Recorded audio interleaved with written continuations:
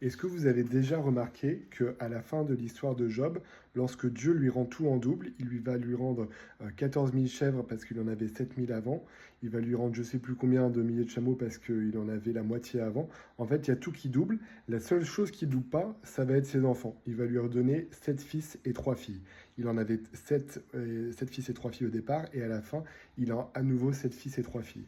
Et je trouve ça intéressant de voir qu'en fait, pour Dieu, toutes les choses matérielles, il va les doubler, mais pour les choses qui ont une valeur éternelle, en fait, il les a pas doublées parce que les enfants de Job sont à lui pour l'éternité, en fait. Les liens familiaux qu'il a créés sont à lui, peu importe que les enfants soient vivants ou qu'ils soient décédés.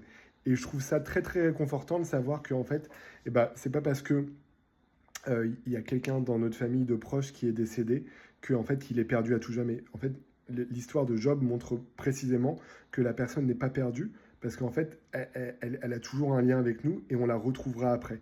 Si ce n'était pas le cas, Dieu aurait redonné 20 enfants à Job pour remplacer les 10 qu'il avait perdus, mais c'est pas comme ça que ça s'est passé.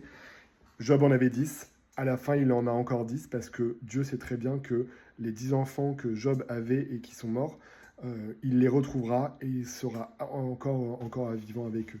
Donc voilà, n'hésite pas à partager peut-être cette vidéo et ce principe avec quelqu'un qui peut-être est triste d'avoir perdu quelqu'un, un proche, et puis peut-être que ça pourra le réconforter de savoir que, en fait, que les liens familiaux, même les liens d'amitié, ne disparaissent pas, mais durent éternellement et continuent même après cette vie.